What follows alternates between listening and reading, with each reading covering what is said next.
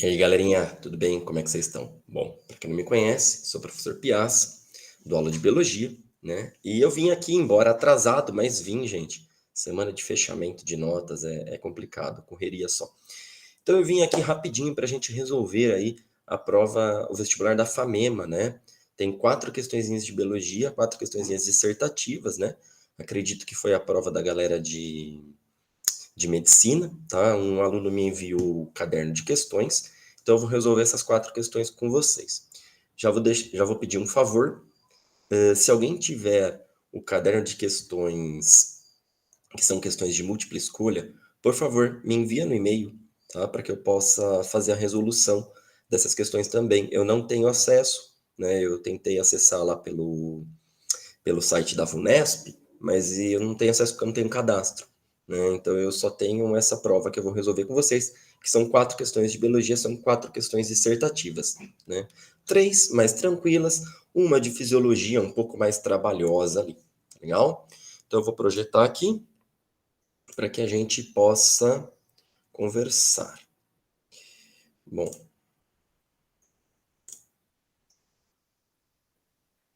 acredito que vocês estejam vendo a minha tela.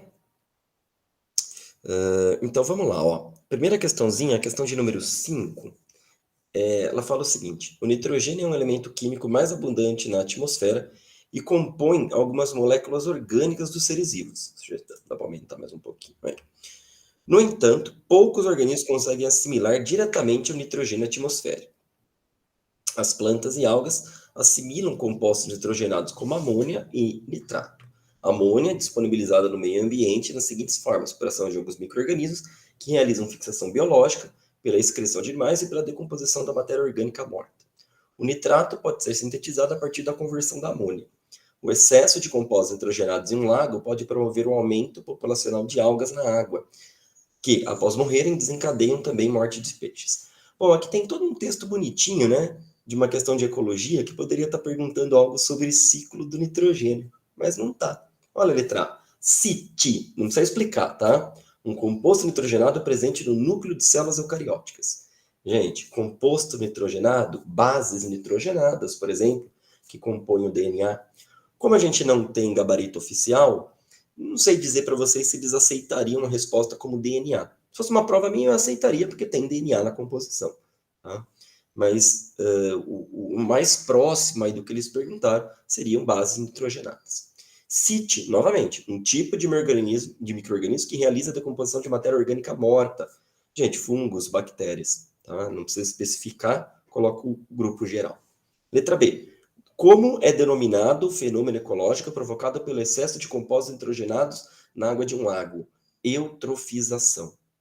Não precisa explicar também. Por que ocorre a morte de peixes após a morte de algas em um lago que recebeu compostos nitrogenados em excesso?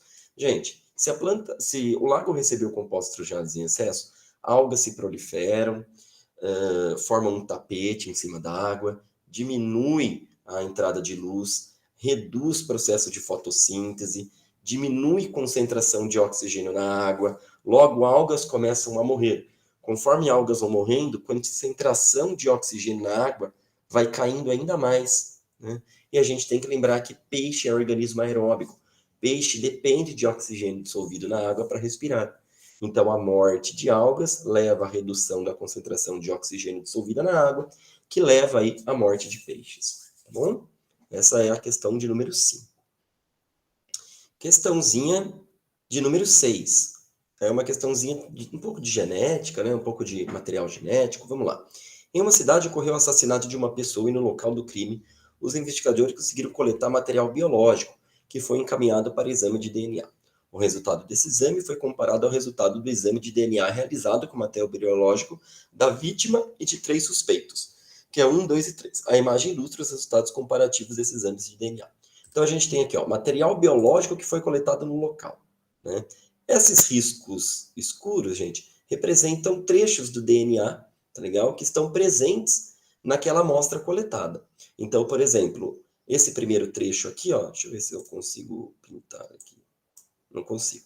Esse primeiro trecho aqui, né, onde tem o cursorzinho, esse primeiro trecho, tem na vítima também. Então, significa que esse material biológico coletado, esse fragmento de material biológico, corresponde aqui ao material biológico que foi extraído da própria vítima. Tá? Bom, letra A. Cite o suspeito que deve ter cometido o crime. Justifique sua resposta baseando nos resultados dos exames de DNA. Bom, então o que você tem que ver? Você tem que ver no material biológico coletado no local do crime, quais segmentos que estão presentes aqui que não estão presentes na vítima. Esse é o primeiro passo. Então, por exemplo, esse segmento aqui, ó, ele não está presente na vítima. Esse segmento maior também não, né? E esses dois últimos também não. Beleza. Segundo passo, a gente tem que ver qual suspeito que tem esses fragmentos. Porque se não é da vítima, é do suspeito. Aí se você comparar suspeito 1, suspeito 2, suspeito 3, você vai ver que os fragmentos de DNA aqui que não estão presentes na vítima, por exemplo, esses dois últimos, olha quem está presente. Está presente aqui, ó, no suspeito 3, né? Então, o suspeito que cometeu o crime é o 3, porque existe uma semelhança entre a análise de DNA do suspeito 3 com a análise de DNA coletado no local do crime. Essa é a sua justificativa. Por que não se pode realizar o exame de DNA? Porque para se realizar o exame de DNA não se deve utilizar plaquetas. Gente, plaqueta é anucleada, né? Então não tem material genético lá dentro, é um fragmento de uma célula sanguínea, na verdade, tá?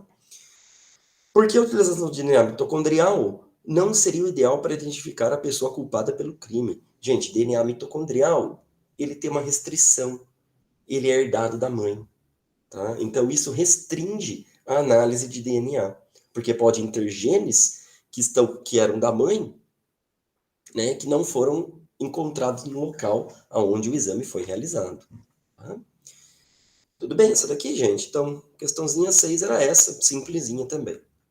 Essa era a questão mais difícil da prova, né? Eu até perguntei para uma amiga minha que faz doutorado em fisiologia, a gente sempre troca ideia, né? Aí eu falei, nossa, essa questão estava difícil. Aí eu falei, para mim não estava não, né? Então é muito disso, né? A gente acaba se especializando em algumas áreas, então uma questão que a gente acha difícil, outro acha mais simples, e por aí vai. Vamos lá, ó. Mas poderia ser uma questão de botânica, gente, ia ser muito mais legal. A figura ilustra a inervação do coração humano. O número 1 representa o nervo vago e o número 2 representa o nervo do sistema nervoso simpático. Ambos os nervos atuam de forma antagônica. Antagônica é contrária, tá? Então vamos lá. Letra A. Sistema nervoso autônomo simpático. Então, autônomo, galerinha, é o que acontece de maneira involuntária, né?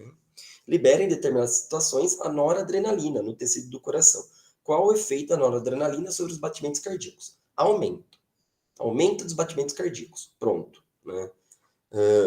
Se não tivesse perguntado disso, perguntar sobre os efeitos da noradrenalina, você poderia falar de que ele é vasoconstritor e por aí vai. Mas, gente, o mais simples possível. Perguntou sobre o batimento. O batimento aumenta, né? Whatever, qual é o motivo pelo qual ele aumenta? Ele não está perguntando, né? Porque esse efeito é considerado involuntário. Gente, é o sistema nervoso simpático. Se é o sistema nervoso simpático que controla, o sistema nervoso simpático, né, ele é autônomo, o controle dele é um controle involuntário. Você responde pela própria pergunta. Né? Letra B. Que neurotransmissor é liberado pelo nervo vago? Bom, aí para você lembrar acetilcolina, aí vai longe, né, gente? Então você tinha que lembrar aí de acetilcolina. Deixa eu só ver o Meet aqui, que eu acho que ele vai fechar. Ai, caramba, me perdi aqui, gente. Espera só um pouquinho. Problemas técnicos. Ainda não. Então você tinha que lembrar aqui, galerinha, de acetilcolina. É só citar o nome do neurotransmissor, tá? Um dos efeitos da acetilcolina está relacionado ao sono. Então você pode pensar, tá, durante o sono, o batimento cardíaco reduz um pouco. Então pode estar associado com isso.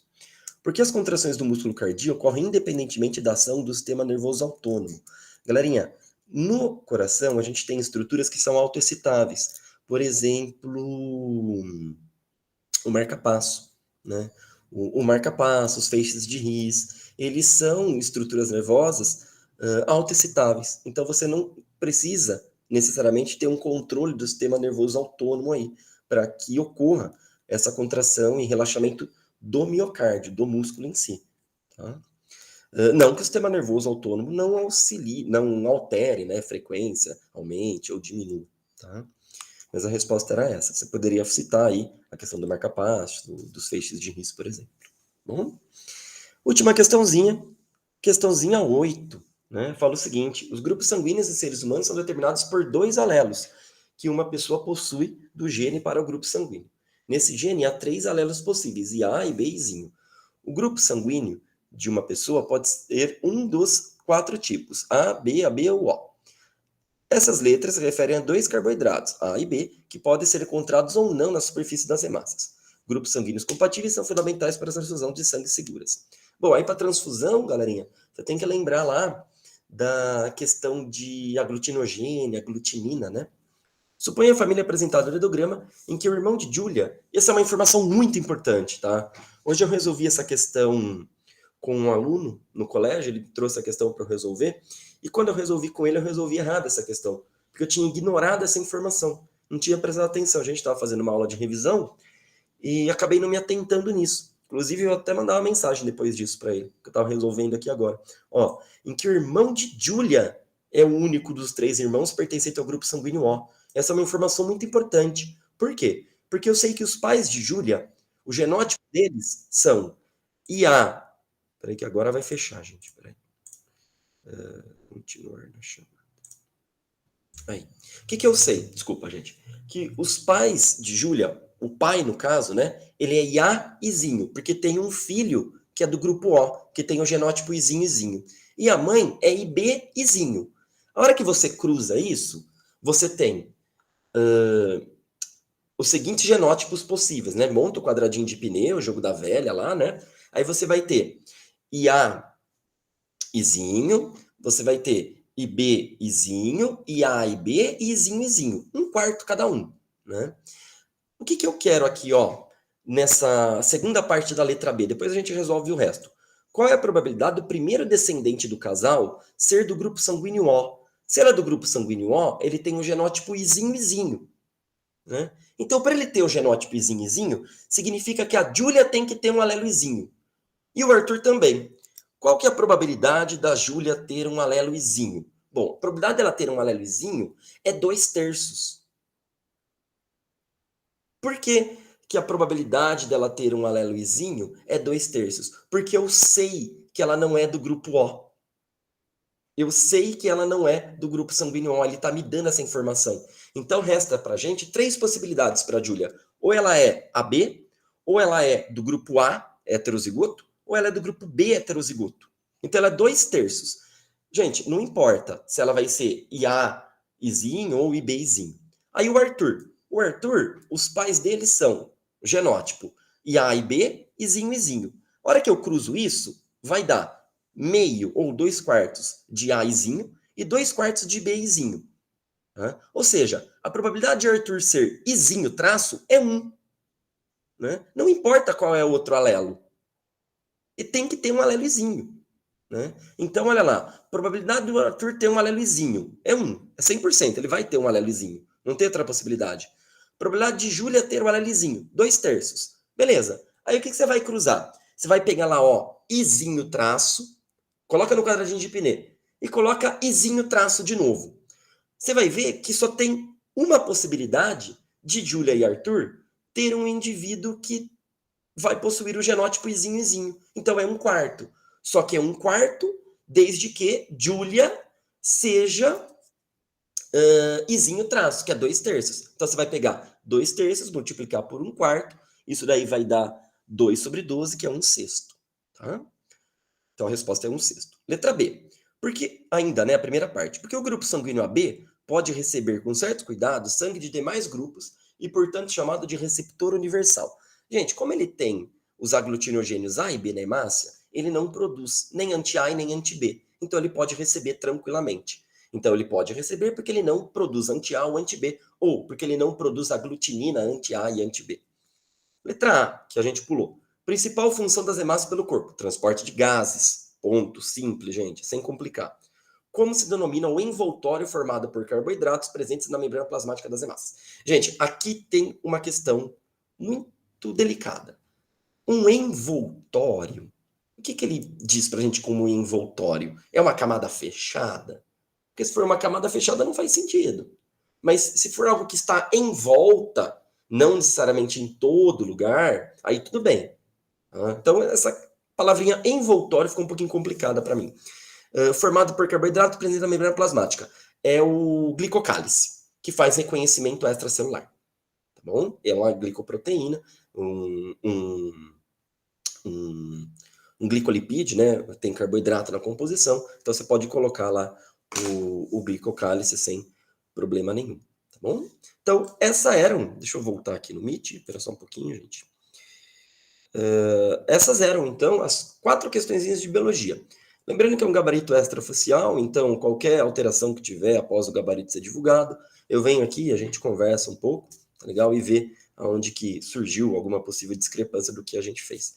E novamente, galerinha, aquele favor, se alguém tiver aí a prova da primeira fase, me envia. O e-mail é gabrielpiaça@gmail.com, tá bom? Não tem nenhum problema. Lembra de compartilhar, divulgar pra galera e tudo mais, tá bom? É isso, gente. Aquele beijo, aquele abraço, espero ter ajudado. Desculpa o atraso, mas estava uma correria aqui só. Vou fazer FUVEST, vou fazer FAMERP para vocês e a gente vai conversando, tá bom? E viu que eu demorei? Manda mensagem, ó. E aí, acorda, filhos, tem que fazer, tá bom? Porque às vezes a gente esquece também, tá? Então é isso, gente. Beijos, abraços para vocês. Até a próxima. Espero que vocês tenham ido bem. Contem como for, tá bom? Tchau, galerinha.